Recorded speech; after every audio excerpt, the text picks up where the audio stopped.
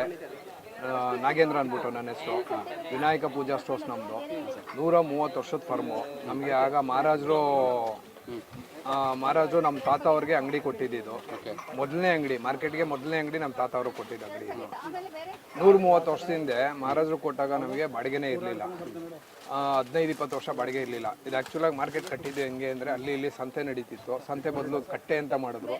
ಕಟ್ಟೆ ಬದಲು ಮಾರ್ಕೆಟ್ ಅಂತ ಮಾಡಿ ಅನ್ನೋದಕ್ಕೆ ಒಂದು ದೇವರಾಜ ಮಾರ್ಕೆಟ್ ಅಂತ ಮಾಡಿ ಎಲ್ಲ ಒಂದೇ ಕಡೆ ಸಿಗಲಿ ಅಂತ ಅಂದ್ಬಿಟ್ಟು ಈ ಕಾರಣಕ್ಕೆ ಮಾರ್ಕೆಟ್ ಅಂತ ಮಾಡಿದ್ದಾರೆ. ಈ 15-20 ವರ್ಷ ಆದಮೇಲೆ ಒಂದು 4 ಅಣಿ ಅಂತ ಫಿಕ್ಸ್ ಮಾಡಿದ್ರು. ಅದು ಕ್ಲೀನಿಂಗ್ ಚಾರ್ಜಸ್ ಅಂತ ಮಾಡಿದ್ದು. ಆಗ ಫುಲ್ಲು ಮಹಾರಾಜರು ಇದರಲ್ಲೇ ಇದ್ದಿದ್ದು ಹ್ಯಾಂಡ್ ಓವರು. ತದನಂತರ ಅದಾದಮೇಲೆ ಮರಾಮತ್ ಅಂತ ಹೋಯಿತು. ಮರಾಮತ್ತಿಂದ PWDಗೆ ಹೋಯಿತು. PWDಯಿಂದ ಕಾರ್ಪೊರೇಷನ್ಗೆ ಬಂತು. ಕಾರ್ಪೊರೇಷನ್ ಬಂದಾಗಲೂ ಫಸ್ಟ್ ಅವರು ಕಾರ್ಪೊರೇಷನ್ ಅಂತ ಬಂದಾಗ ಕಾರ್ಪೊರೇಷನ್ ಅವರು ಏನು ಮಾಡಿದ್ರು, ಇದನ್ನು ಕ್ಲೀನಿಂಗು ಮೇಂಟೆನೆನ್ಸ್ ಅಂತ ಮಾಡಿದ್ರು. ಆಮೇಲೆ ಅದೇ ರೆಸಿಪ್ಟ್ನ ಅವರು ಬಾಡಿಗೆ ರಸೀದಿ ಅಂತ ಅಂದ್ಬಿಟ್ಟು ಶುರು ಮಾಡಿದ್ರು. ಈಗ ಬಾಡಿಗೆ ಜಾಸ್ತಿನೂ ಮಾಡಬೇಕು ಅಂತ ಇದ್ದಾರೆ, ಬಾಡಿಗೆ ಜಾಸ್ತಿ ಮಾಡ್ತಾ ಇದ್ದಾರೆ. ಈಗ ಸಂರಕ್ಷಣೆ ಮಾಡೋ ವಿಷಯಕ್ಕೆ ಬಂದರೆ, ಸಂರಕ್ಷಣೆ ಮಾರ್ಕೆಟ್ ಏನಾಗಿದೆ, ಸಾವಿರಾರು ಕುಟುಂಬಕ್ಕೆ ಇದು ನೆಲೆ ಆಗಿರೋವಂಥದ್ದು, ಅನ್ನ ಕೊಡೋವಂಥದ್ದು. ಇವಾಗ ನನ್ನ ಅಂಗಡಿಲೇ 10 ಕುಟುಂಬ ನಡೆಯುತ್ತೆ ಇದರಲ್ಲಿ. 10 ಕುಟುಂಬ ಅಂದರೆ ಎಷ್ಟು, 700 ಚಿಲ್ಲರೆ ಅಂಗಡಿ ಇದೆ. 700 ಚಿಲ್ಲರೆ ಅಂಗಡಿ ಎಲ್ಲ ಅಂಗಡಿಗಳಿಗೂ ತೊಂದರೆ ಆಗ್ತಿತ್ತು.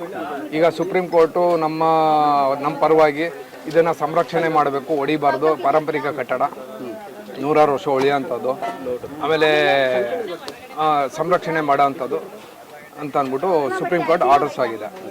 ಓಕೆ, ಸೊ ಆರ್ಡರ್ನ ಭಾಳ ಸಂತೋಷ. ಖಂಡಿತವಾಗ್ಲೂ ಸಾಗಿಸ್ತೀವಿ. ತುಂಬ ಒಳ್ಳೆ ಡಿಸಿಷನ್ ಮಾಡಿ ಕೊಟ್ಟಿದ್ದಾರೆ. ನಮ್ಮ ಸ್ಟೇಟ್ ಗೌರ್ಮೆಂಟ್ ಅವರು ಸಪೋರ್ಟ್ ಮಾಡಿ ಎಲ್ಲ ರಿನೋವೇಷನ್ ಮಾಡಿ ಕೊಡಬೇಕು ಅಂತ ಕೇಳ್ಕೊತೀವಿ. ಯಾಕಂದರೆ ಈ ಹಿಂದೆ ಒಂದು ಪ್ರಪೋಸಲ್ ಇತ್ತು, ಡೆಮಾಲಿಷ್ ಮಾಡಬೇಕು ಅಥವಾ ಏನು ಮಾಡಬೇಕು, ವರದಿಗಳನ್ನ ಸಲ್ಲಿಸ್ತಾನೆ ಇದ್ರು. ಸೊ ಇದೆಲ್ಲ ಚರ್ಚೆಗಳಾಗ್ತಾ ಇತ್ತು. ಸೊ ಹಾಗೆ ಏನು ಅನಿಸ್ತಿದೆ ಸರ್? ವರದಿಗಳು ಬಂದಾಗ ಪ್ರತಿದಿನ ನಮಗೆ ತುಂಬ ಟೆನ್ಷನಲ್ಲಿತ್ತು. ನಾವೆಲ್ಲೋಗೋದಪ್ಪ, ಏನು ಮಾಡೋದು, ಇದು ಇದ್ಬಿಟ್ರೆ ನಮಗೆ ಬೇರೆ ಜಾಗಗಳಿಲ್ಲ, ವ್ಯಾಪಾರ ಮಾಡೋದಕ್ಕೆ ಬೇರೆ ಇದ್ಬಿಟ್ರೆ ನೆಲೆ ಇದೇ ನಮಗೆ ಮೇನ್ ನೆಲೆ. ತಲಾಂತರದಿಂದ ಬಂದಿರೋದ್ರಿಂದ ಇದೇ ನೆಲೆ.